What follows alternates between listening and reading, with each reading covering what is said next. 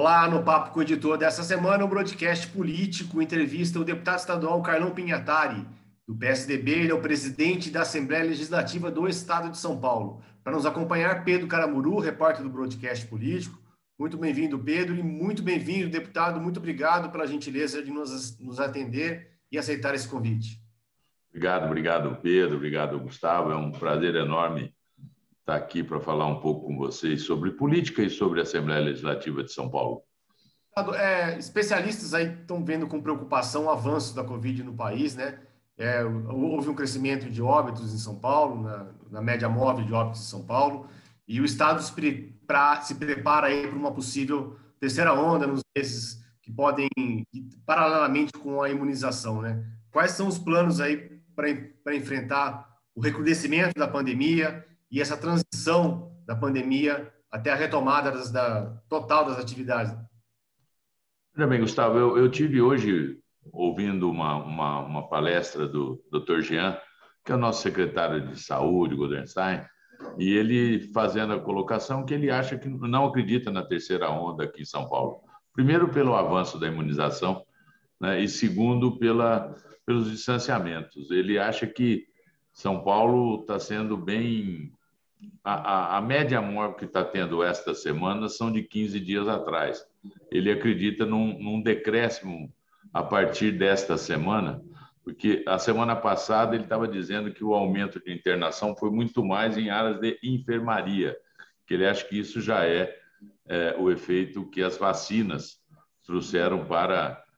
Com a imunização, começa a ter casos mais leves. Por que ainda nós estamos com a UTI, com muita gente na UTI? Porque são mais jovens que estão na UTI, então é mais moroso o processo de melhorias quando chega a um estágio crítico como chega. Nós estamos com muito próximo de 11 mil pessoas em UTIs de São Paulo. Só que 8 mil e poucas pessoas, 7.800 pessoas entubadas. O resto estão em estados melhores na UTI. É lógico que a gente tem que tomar cuidado e ter as precauções necessárias, mas ele não acredita nessa terceira onda. Ele tem uma certeza que do Ministério da Saúde aí, que esse mês eles entregarão 28 milhões de doses, né? Então seria um avanço maior, o que ele acredita até que nós podemos antecipar de 15 de setembro para antes a imunização dos jovens, pelo menos de primeira dose, aqui em São Paulo. Olá, deputado. Olá, assinantes do broadcast. Nos últimos meses, o Estado de São Paulo, a Alesp, aprovou uma reforma previdenciária, reforma administrativa, parte de uma alteração tributária, bem como uma agenda de privatizações. Há outras reformas no radar dos parlamentares da Alesp? Eu não acredito esse ano mais que tenha que ser feito, né? Nós tivemos vários projetos do governo, nós conseguimos extinguir aí em 2 anos e pouco 12 empresas, né, que demora de 6 a 18 meses. Então, nós vamos começar a ter a redução no custo do Estado a partir do segundo semestre deste ano. E com o processo inflacionário, Pedro, que nós estamos vendo em construção civil, em alimentos, que é assustador o que está tendo, nós estamos tendo um aumento de arrecadação, não em detrimento da melhora da economia, não só da melhora da economia, há muito mais pelo processo inflacionário. Então, eu acho que isso nós não vamos precisar, porque a reforma administrativa já foi feita, a previdenciária foi feita, a duras penas, para a gente poder fazer a aprovação aqui na Assembleia, mas eu acho que foi uma reforma que vai dar uma tranquilidade maior para São Paulo, para que não entre em déficit fiscal e continue podendo fazer os investimentos importantes que São Paulo precisa. Uma dúvida, deputado. A questão da Sabesp precisa passar pela Assembleia ou já está definido isso já? Não precisa passar. Nós já aprovamos aqui, se eu não estiver enganado, de 2016, 2017, mas o doutor Meirelles e o doutor Benedito Braga nos informaram uns 15 dias atrás que está se contratando uma empresa internacional para ver o que é que vai, se vai fazer uma capitalização ou se vai fazer uma venda de ativos da Companhia de Águas, né? Eu não sei qual que vai ser a opção que a Secretaria da Fazenda e a Sabesp vai definir. Eu acredito que, pelo que a gente está percebendo, muito mais na capitalização né, da empresa para que a gente possa colocar mais dinheiro e continuar fazendo os investimentos necessários para melhorar e ter até 2030 os 300% que eles dizem, né? 100% de coleta, 100% de tratamento, 100% de distribuição de água em São Paulo. E uma fala, ainda falei com o doutor Benedito Braga, por coincidência, hoje de manhã, sobre a preocupação que a gente tem se vai faltar água em São Paulo, que eu acho que isso é uma pergunta que todos nós queremos. Ele fala que, pelos investimentos que foram feitos nos últimos anos, se a gente, no inverno, nós não teremos falta de água. Pode ser pontual em algum ponto, mas se o verão vier, como veio, como está sendo esperado, um verão bom, com chuvas, isso nós não teremos problema de água em São Paulo esse ano e nem o ano que vem.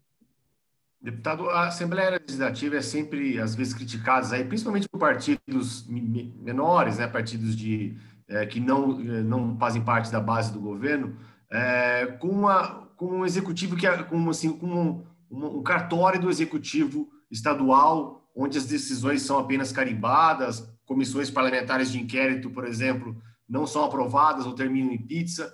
Qual que é a resposta que o senhor dá para essas críticas sobre a falta de independência em relação ao governo?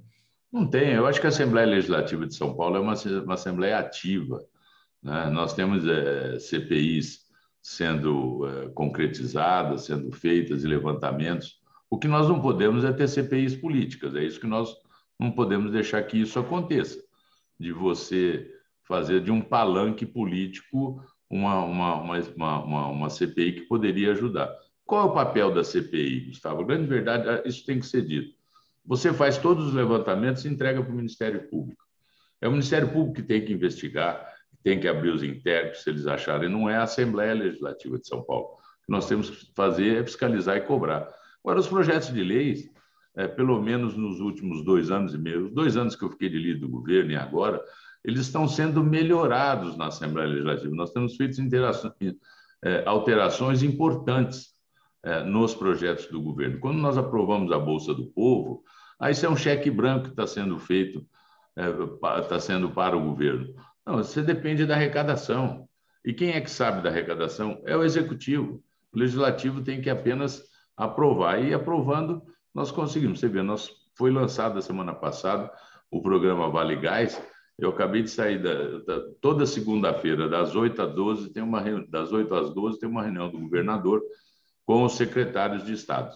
Eu estava participando online até antes de vir para essa reunião, e a secretária Célia Parnes, o programa Vale Gás foi lançado na quinta-feira. Nós tivemos 675 mil pessoas no site do Vale Gás para saber se tinha a possibilidade de receber o benefício ou não. Então, quer dizer, são programas importantes que foi pela aprovação aqui da Assembleia Legislativa de São Paulo. Eu acho que isso é um programa, é um papel. E a oposição, as minorias, eles são respeitadas, mas eles têm que ver que o governo tem uma base sólida na Assembleia Legislativa para aprovar os projetos que são bons para a população de São Paulo, para o governo de São Paulo. O senhor citou o exemplo do Bolsa do Povo. Outro também que foi bastante mencionado nesse quesito foi a questão da reforma tributária, da alteração de alíquotas, que também ficou a cargo do governo.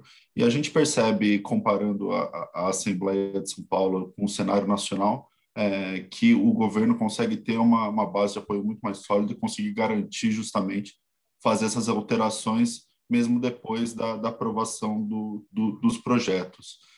A Assembleia ela tem interesse em garantir algumas alíquotas ou garantir algumas atuações, competências, intervir um pouco na definição desses quesitos, ou de fato fica a critério do Executivo?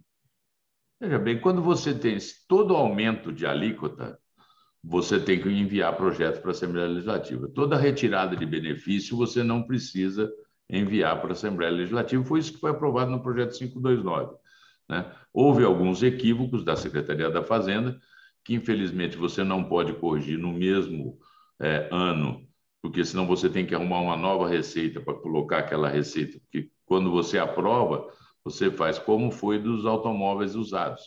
A Fazenda, num equívoco que houve, o governador ficou muito incomodado com isso. Hoje nós estamos cobrando 3,6% de ICMS do automóvel usado, que o governo quer fazer? Na Lei de Diretrizes Orçamentárias desse ano, nós vamos voltar um imposto para o que era antes ainda daquela alteração que o governador Geraldo Alckmin fez. E aí você apontando uma nova receita para outra determinada atuação, que não é necessário que seja feito aumento de alíquota, mas que a gente possa fazer esse tipo de alteração no orçamento do próximo ano, que é assim que nós estamos tratando aqui. Mas todo aumento de alíquota o projeto de lei tem que vir para a Assembleia Legislativa de São Paulo. Quando você fala em retirada de subsídio, nós temos alguns subsídios que é da década de 90. Não é mais possível a gente ficar subsidiando. Por que você subsidia?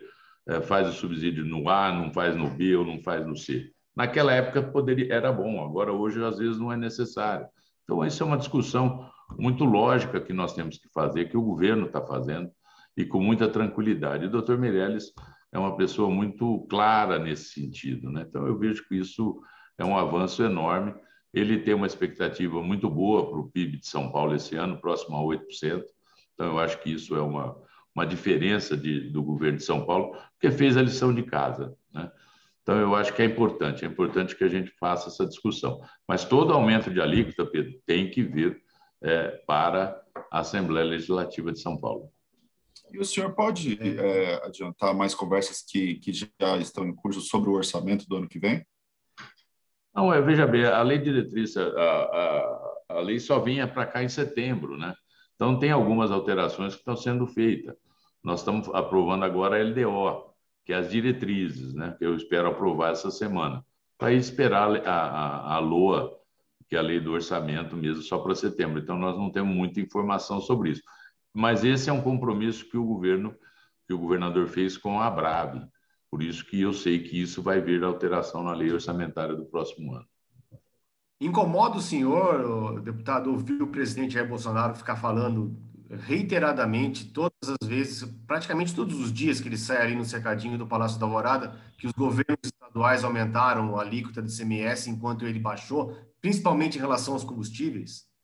Eu não me incomoda, eu acho que ele pode falar lá o que ele quer, e cada vez mais ele está caindo discreto pelas suas falas, né? Como o relatório do TCU, né? Que não existia, que o cara fez. Quer dizer, parece que não está prestando atenção no governo, né? O que nós temos que falar, acho que o presidente precisava se justificar. Paulo Guedes, há 3 anos, vem falando em fazer extinção de empresas, não conseguiu nenhuma. Concessões, não conseguiu nada, a não ser concessão onerosa. Eu acho que esse é um avanço que o governo de São Paulo tem sido feito, né? tem feito sistematicamente todo semestre, e que o governo federal não consegue, na minha opinião, que é por falta de vontade política mesmo de mexer com qualquer tipo que possa trazer algum desgaste eleitoral. O governador João Dória não tem esse pensamento. Ele pensa que tem que fazer o que precisa ser feito, que é para melhorar e ajudar a população que mais precisa e necessita, principalmente aqui em São Paulo. E por falar em governo de São Paulo, presidente, o senhor espera, o senhor foi líder do governo, o senhor é presidente da Assembleia Legislativa, eu queria saber, a gente queria saber o trabalho do senhor, assim, isso pode favorecer a escolha de um nome do PSDB? Aliás, por falar em PSDB, né, o partido pode rachar depois que o vice-governador Rodrigo Garcia veio e se lançou, né, que é o Rodrigo Garcia, que é um democratas, né, histórico, foi do PFL, nunca foi do PSDB, e o partido não pode ter algum problema em relação ao nome dele já lançado previamente ao governo, à sucessão do governador Dória? Eu não acredito em racha. Aqui dentro de São Paulo, o PSDB vai partir unido. O governador Geraldo Alckmin, ele é uma figura histórica e que o partido precisa e precisa sempre, né? O vice-governador Rodrigo Garcia se filiou ao PSDB pelo problema que está tendo o Democratas Nacional. Na Bahia apoia o Jair Bolsonaro, não sei aonde apoia o Ciro Gomes, que não tem uma unidade, né, na federação. Então é por isso que o Rodrigo Garcia se filiou ao PSDB. Mas se colocou à disposição do governador Geraldo Alckmin, se for necessário, disputar as prévias, né, para governador.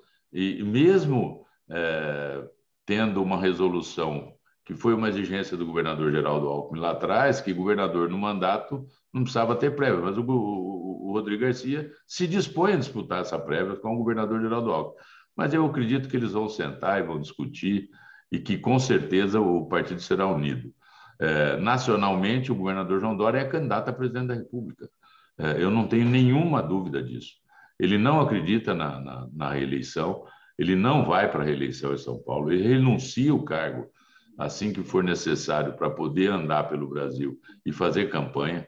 Eu sei da convicção que o governador João Dória tem que ele pode sair vencedor também na esfera federal. Eu acho que é uma disputa hoje de dois extremos, que nós precisamos arrumar alguém que possa, nem para o lado da esquerda e nem para o lado da direita radical, ver o que é melhor para o Brasil. E São Paulo tem dado exemplos nesse sentido.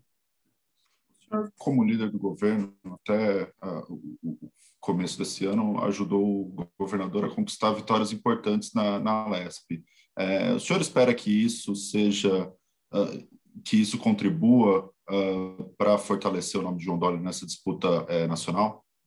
Lógico, eu não tenho nenhuma dúvida. Eu acho que o Estado de São Paulo hoje, por exemplo, às 16 horas, nós temos mais um lançamento de um programa de recuperação das nossas SPs, das rodovias estaduais, de quase 1,8 bilhões de reais, que é investimento pelo ajuste fiscal que o governador determinou que fosse feito desde o primeiro dia do seu mandato. Eu costumo dizer que a Assembleia Legislativa de São Paulo tem um erro histórico que só começa a funcionar em 15 de março, né? E os mandatos terminam dia 14 de março, que é completamente diferente de todos os outros estados.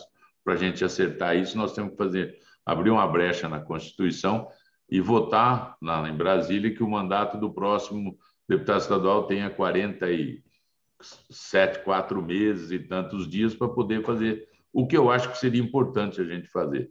Mas nós chegamos aqui dia 15 de março de 2019 com 3 projetos já de extinção de empresas públicas. Foi o primeiro projeto, foi o projeto 01 que entrou para a gente debater. Eu acredito que isso é a demonstração que o governador João Dória e o vice-governador Rodrigo Garcia querem fazer com que São Paulo saia na frente na parte de investimento. Serão mais de 20 bilhões de reais de investimentos esse ano e o ano que vem em obras de infraestrutura, que é de extrema importância para gerar emprego e renda e desenvolvimento econômico no interior de São Paulo.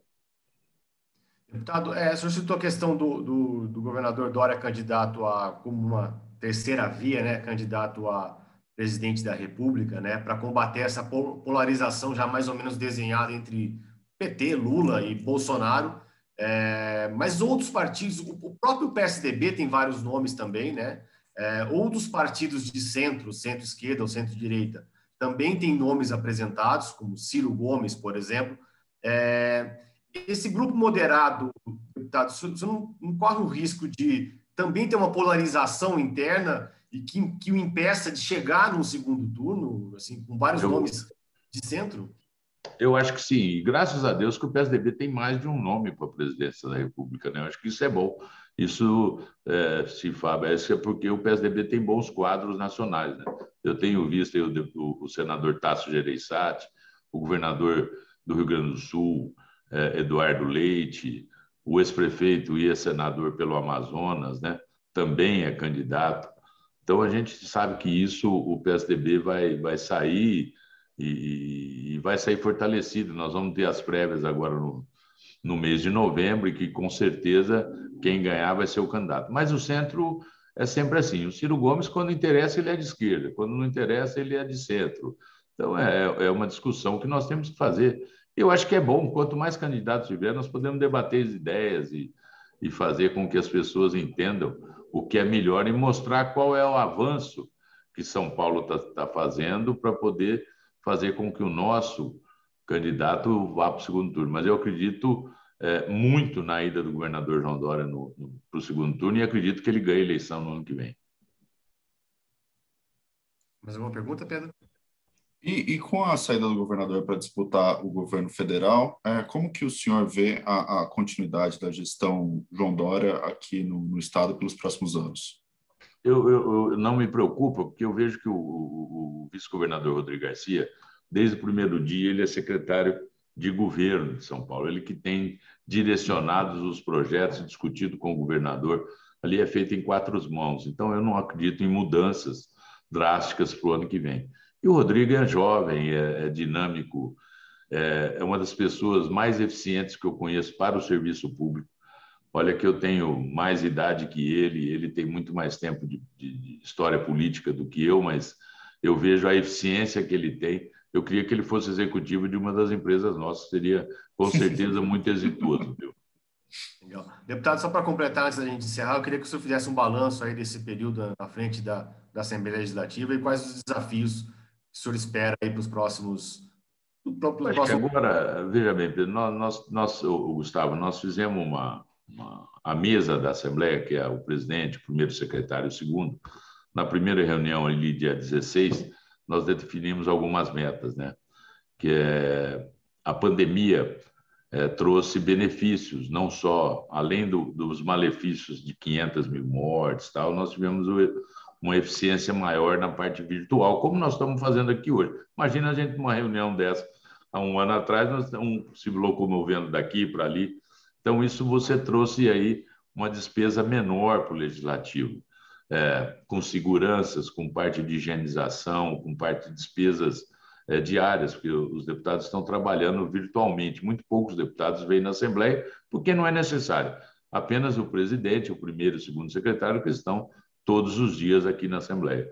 E, além disso, nós votamos leis de extrema importância na Assembleia.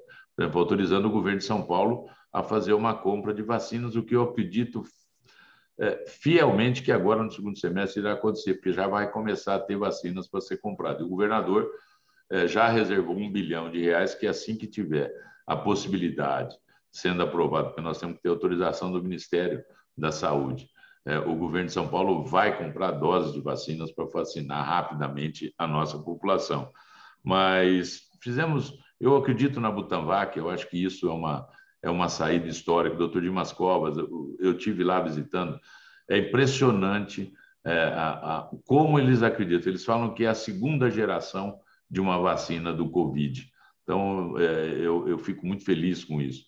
Mas eu acredito que nós vamos conseguir juntos, com as economias, paramos as obras, porque não tem porquê de você fazer obra no meio de uma pandemia dessa. E isso trouxe já nos primeiros 100 dias, esses primeiros 4 meses do ano, mesmo da época do Cauê até agora, quase 20 milhões de economias aqui. Que nós estamos fazendo hoje uma doação para o Alimento Solidário da dona Bia Dória, de 150 mil cestas básicas para que possa ser dividido tecnicamente para os municípios, para as pessoas. Eu acredito que, a partir do momento que a pandemia for passando, nós precisamos pensar no desenvolvimento econômico. Depois precisamos pensar no emprego das pessoas, que é isso que nós temos que fazer. E, por enquanto, nós temos que auxiliar. E as pessoas estão passando fome, Gustavo. Quando você vê as lojas virtuais, hoje as lojas virtuais estão com um público enorme fazendo compras. Então, não vai na loja física, não tem embalagem de papelão, o catador cata menos pessoas que estão ali trabalhando. O desemprego é enorme, o subemprego é enorme. Então, eu acho que a Assembleia hoje já dá um passo importante, que é fazer uma doação de aproximadamente 150 mil cestas básicas para o Fundo Social, para a dona Bia Dória, para que ela possa dividir tecnicamente dentro do CadÚnico, que é o Cadastro Único do Governo Federal, para as pessoas que precisam, e não fazer uma divisão política dessa cesta básica, e sim corretamente. E depois nós vamos fazer algumas parcerias ainda, que eu quero ver nesse mês de julho, com algumas ONGs importantes que nós temos em São Paulo. Eu vi ONGs entregando cartão de crédito, cartão de vale alimentação para não distribuir a cesta básica, para não acumular as pessoas ali, não se aglomerarem. Então, são pessoas que estão saindo. Então, eu quero ver se ainda em julho a gente consiga fazer um repasse maior também para essas ONGs, que são de extrema importância nas nossas comunidades carentes de São Paulo. A Assembleia também tem que trabalhar. Eu acredito que o virtual pegou, o parlamento... Eu estava vendo uma matéria hoje, se eu não estiver enganado, no próprio jornal de vocês, do doutor Geraldo, do Tribunal de Justiça, dizendo que o Tribunal de Justiça vai trabalhar híbrido, que isso dá quase 800 milhões de reais de economias no fim do ano. Isso é importante. Eu acho que a pandemia veio, trouxe muitas tristezas na vida das pessoas, mas também alguns avanços, principalmente na área da informação, né? Nós conseguimos fazer virtualmente, produzir. Nunca se votou tanto projeto de lei na Assembleia Legislativa, não só do governo, como dos deputados, como nós votamos agora nesse período de virtual. Mas eu estou sempre acreditando que nós podemos melhorar cada vez mais. Né? Quando você vê uma minoria quer voltar para a Assembleia, né, para ficar aqui fazendo na tribuna, são pessoas que têm compromisso de destruir, de não construir nada. Então, eu acho que isso é muito ruim. Eu espero que a gente consiga continuar virtualmente aí até o fim do ano e fazer com que essa pandemia passe. Nós estamos hoje com 5 deputados infectados, um inclusive no hospital. Então, é uma preocupação que todos nós temos. E estamos fazendo testagem, é impressionante. Estamos fazendo testagem em massa aqui na Assembleia de todos os funcionários, todas as semanas, de terceirizado e dos gabinetes. No primeiro dia que eu vi, 180 e poucos testes, 6 com funcionários com suspeita de Covid. Então, você imagina, isso começa aí nos gabinetes, daqui a pouco dá ninguém conhece direito esse vírus e daqui a pouco dá uma pandemia aqui dentro, né? Então, a gente tem que tomar muito cuidado com isso. Legal. Deputado Carlão Penhatari, eu queria agradecer muito a presença do senhor aqui no Papo com o Editor. Queria agradecer ao Pedro Caramuru, meu companheiro aqui, já é sócio do programa. Agradecer ao Cláudio, da nossa ponte. E até a próxima semana com mais um Papo com o Editor aqui no Broadcast Político.